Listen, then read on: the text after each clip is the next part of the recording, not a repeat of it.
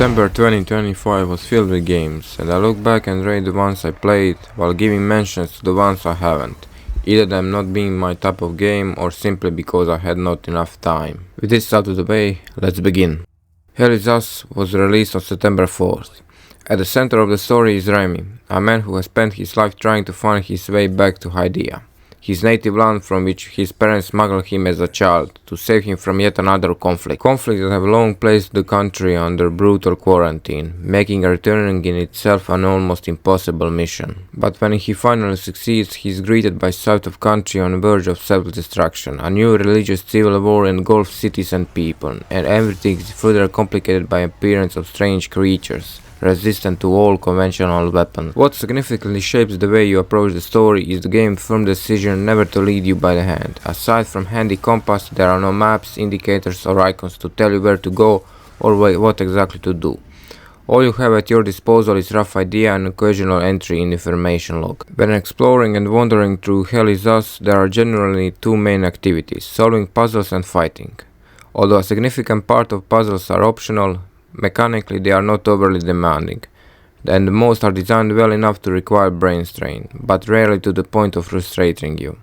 At first it takes a little time to get used to, but later solving them becomes a breeze. As for combat, Hell Is Us offers 3 levels of difficulty, but it also allows you to further customize each one, from the amount of damage you receive to the basic aggressiveness of enemies and their durability. Mechanically, you have basic combat, attack, block, parry and dodge at your disposal, alongside with some special weapon related abilities, and drone that follows you throughout the game. It's certainly true that the game lacks variety and combat becomes repetitive, but despite that I enjoyed it. If you like games that draw you into worlds that you can get lost in without overwhelming you with maps full of icons, Hell Is Us is one of those games that's worth jumping into.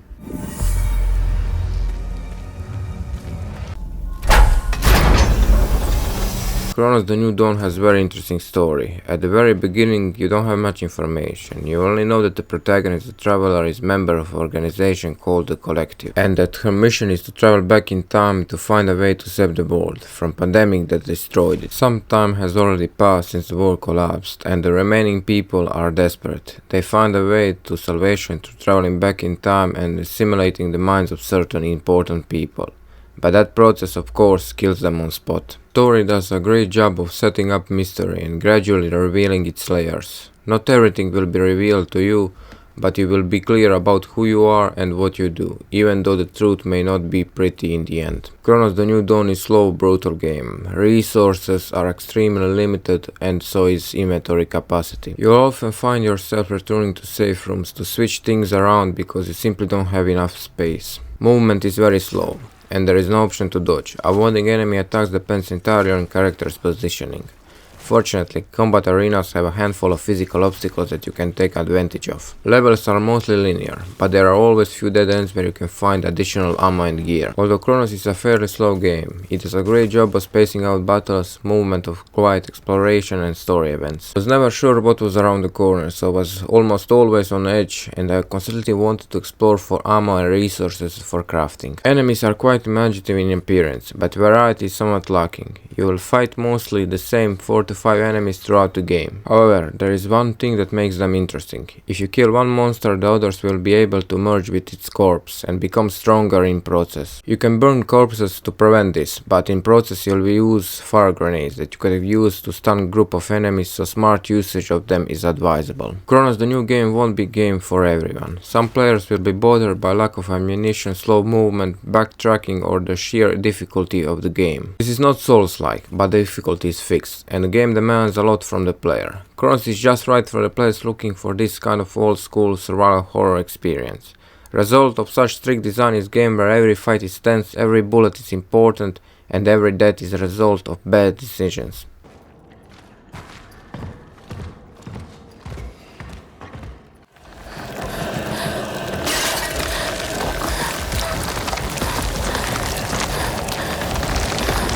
The story of Silent Hill F follows Shizumu Hinako, high school student struggling with horrors of dysfunctional family, a judgmental society, and search for her own identity. She harbors anger towards her father and feels betrayed by her mother. After another family argument, Hinako leaves home and sets out in search of her friends. Then begins her journey through a twisted world where red flowers sprout from rotting flesh and monsters become physical manifestation of her inner demons. Silent Hill F didn't do anything groundbreaking in terms of its narrative. The game uses a simple but powerful narrative framework in which teenage drama turns into horror. Silent Hill F draws its horror from the familiar, family, friends and other people Hinako knows very well. That's precisely where the game's strength lies. The fear isn't in the monsters, although they are very creepy, but in a relationship that crack under the pressure of society and expectations. There are big changes to the gameplay itself. Exploration and puzzles remain the foundation, but combat has become more fluid and dynamic than ever before. The game uses invasion and parry system, which was unknown to the series until this title. Sometimes it even gives feel of Souls-like games. Quick and light blows are combined with heavier and more powerful attacks, and every miss can lead you to certain death or significant hit to your HP.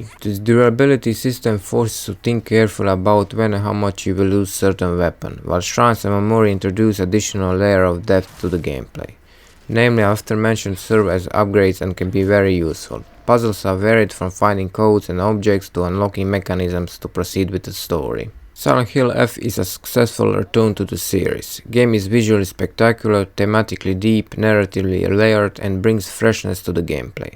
Optimization on PS5 is well done, with usual quality and performance mode. While there are few frame drops, it's nothing game-breaking. For horror fans, especially those who like psychological themes, this is the title that you have to play. For Silent Hill fans, this is the return they have been waiting for. Borderlands 4 is not my type of game. I played second one and pre-sequel as wasn't really captivated by them, so I had no desire to play third or fourth one, but there's a large amount of fans of this franchise.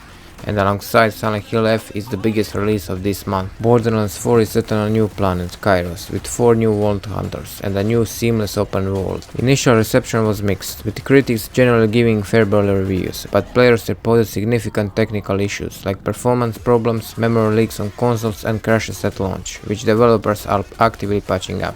Gameplay features include new movement abilities like gliding and grappling, bigger skill tree and focus on build diversity. While gameplay loop and exploration are considered solid and fun, the narrative and characters are often criticized as weak and uninspired. I'm out.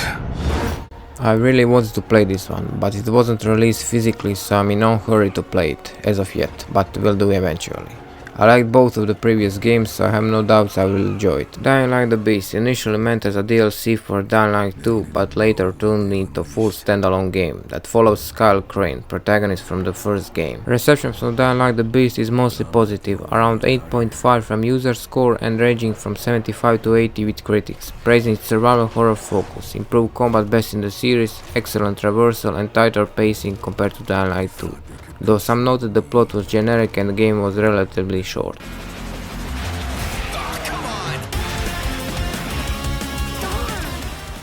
Sonic Racing Crossworld was released and it went completely over my head. I thought this game was set to release in October. Reason I haven't played yet is due to extremely packed month.